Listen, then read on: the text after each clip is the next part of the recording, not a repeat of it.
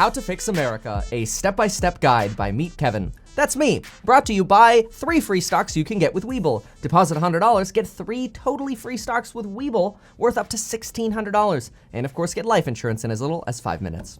Hey everyone, Meet Kevin here. 2020 has taught us one thing. America is fiercely divided. But I have a solution that, if we work together on, we can make this solution a reality. If you like this vision, consider sharing this video to make this happen. As individuals, after all, we can take a stance, and we can cast a vote. As candidates, we can incite those who agree with us to win an election by demeaning our opponents, trading division for votes. But as a nation, it is our responsibility together to better the lives of everyone around us.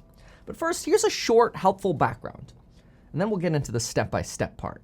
When the economy grows, it means that each of us contributes more to the economy. We trade our time for money, and then money for goods, services, and investments. And hopefully the more we do the investing part, the less time we have to trade for money. The more of this we do overall means the more productive our country is as a nation. After all, this is measured by the gross domestic product, or GDP. The more GDP grows, the more our standards of living increase, the more racism goes down, and the less crime we see as well. Crime in the United States, for example, peaked in the 90s, and in the late 1980s, just as an example, a poorer household, after all, might own 1 cell phone for the entire house and maybe a couple TVs.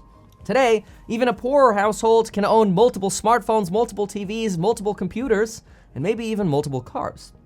All the while, our economy has grown substantially, but our country is still devastatingly broken. Over 38 million Americans live in poverty. Over 70 million Americans rely on Medicaid because they can't pay their medical bills without the help of the government. And while crime has declined, we still see 4 times as many robberies as Europeans do and 7 times as much rape. So how do we fix America to raise the standard of living for everyone and reduce crime?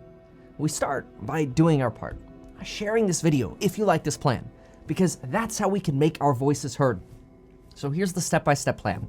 Number 1, fix schools. A lot of high schoolers can't even get a job after they graduate high school. While there might be band-aids for this, like minimum wage or social services, like unemployment pay, we are trying to patch a broken quilt, and all we're doing is creating more dependency over independence. But these services can't be taken away. Instead, we've got to start by fixing our schools with a radical overhaul.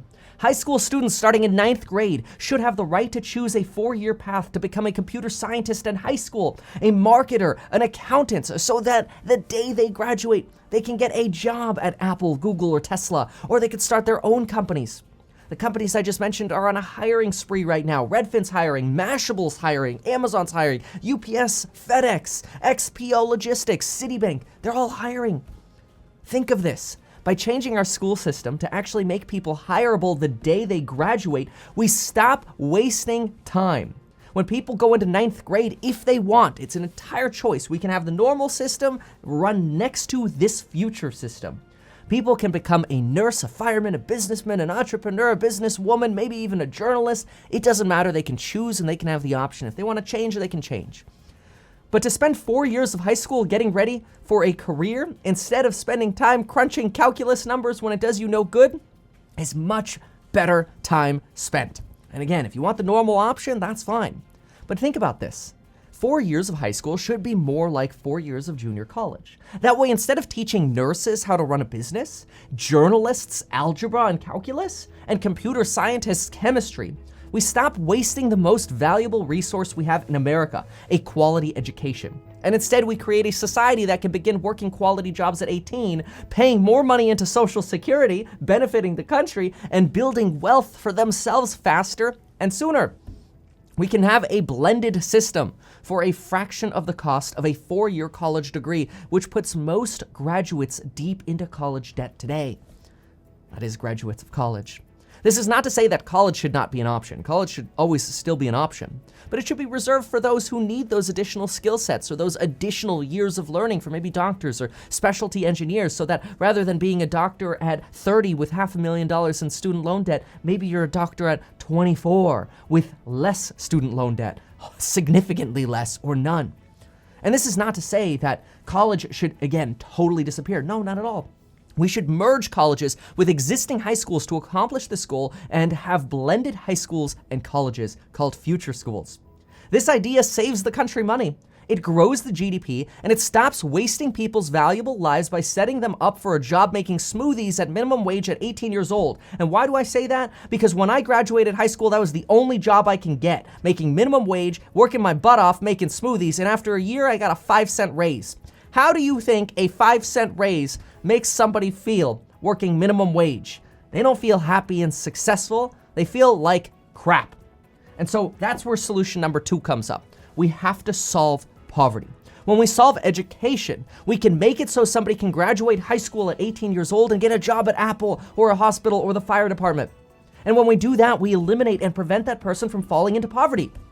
If people graduate and the only thing they have to look forward to is maybe a job at McDonald's or Walmart or both, and then Walmart threatens to replace their workers with robots, then we are failing as a nation instead of growing. We create a dependence state where people rely on the government just to get by. And because of this, the government has to tax more. And because of this, we sow even more divisions between race and inequality. The rich get richer and the poor stay broke. We can't cold turkey this change, though. It'll take 5 to 10 years to transition, to see the effects actually happen and the benefits come through. But if we have future schools, we will see poverty half or more by 2030.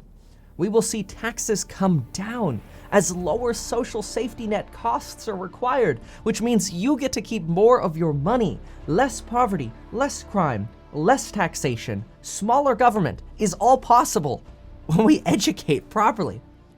Less poverty, remember, very key, means less crime.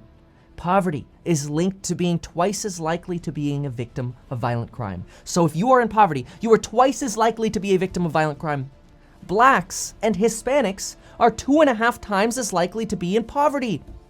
So while some blame race for their problems, the reality is our national problem is poverty. It's not the color of someone's skin. So instead of racism or criminalizing homelessness and just living with poverty by handing out social services, we should have social services that provide a path for every single person to get out of poverty, prevent people from falling into poverty in the first place. And future schools can do that. They increase incomes, they increase the value to society, they reduce taxes, and by reducing poverty, we reduce crime. And now, this doesn't mean get rid of social services. We're always going to need some level of social services support. Number 3, every school should have mandatory wealth building policies. We should stop teaching our children how to learn the area of a slice of an apple. And instead, we should be teaching them the power of credit, managing our bills, paying our bills on time, having the skill to get money to pay our bills on time, the dangers of most debt, and the importance of investing. Our schools fail at all of this right now. YouTube does a better job than our schools do.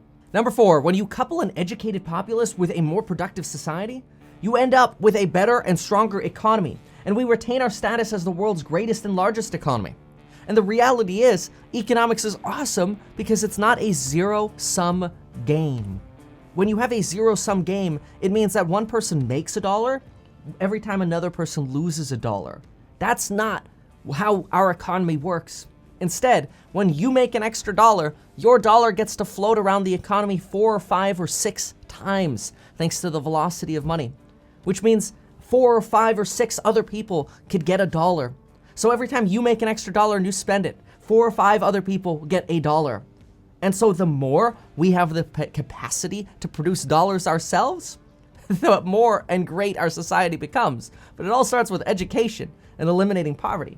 This then rewards every individual who learned about wealth building and investing and providing value to society by people building wealth.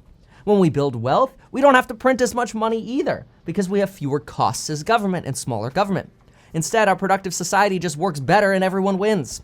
But you have to start with education to make this happen. You have to eliminate poverty so you can properly provide education and reduce crime so people feel safe enough to actually go to their schools. Number 5, a more productive society will ultimately result in less needs for social services. Now, this does not mean pulling out the rug and eliminating social services. In fact, I mean the opposite. There are many Americans who are unemployed or receiving government subsidies because the American educational system has failed them. It's not their fault, it's the nation's fault. So we can't pull the rug out on people.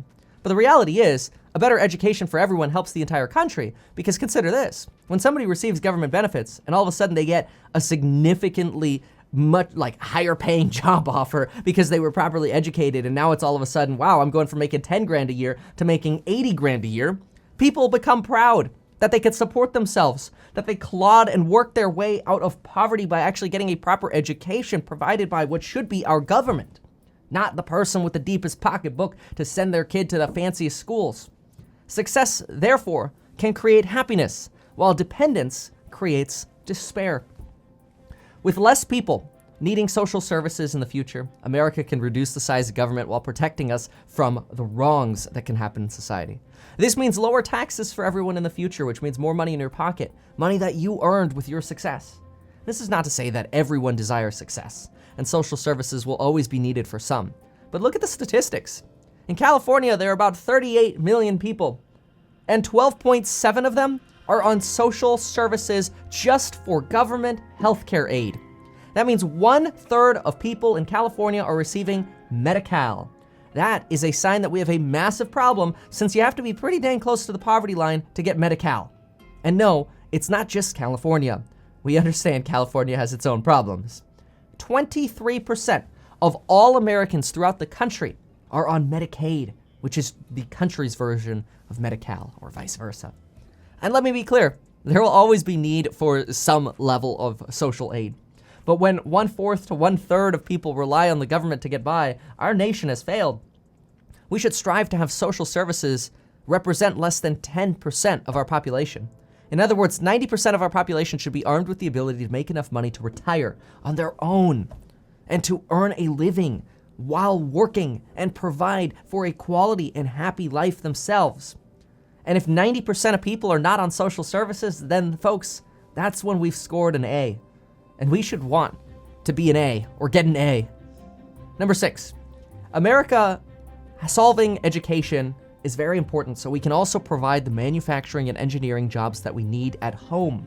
Now, this is not a slam against globalism, but our priority needs to be fixing America. Climate change, science, COVID, all of these things are important to solve in our society. But the more researchers we have, the more technology we can build better and faster. The faster we can develop hydrogen power substantially to where we can actually use it. And we have hydrogen infrastructure, which we don't have right now. We can have solar panels that are more efficient and better and faster vaccines, so we don't have to wait 12 to 18 months to actually get the entire society or population vaccinated in the event of a pandemic. We need more people who are educated to be able to accomplish these tasks. But the reality is, the disastrous failure of our educational system is failing America. And this is why our country is so divided. When our nation fails, we become divided looking for answers. And folks, the answer is clear. Share this video if you want a better America. Thanks for watching.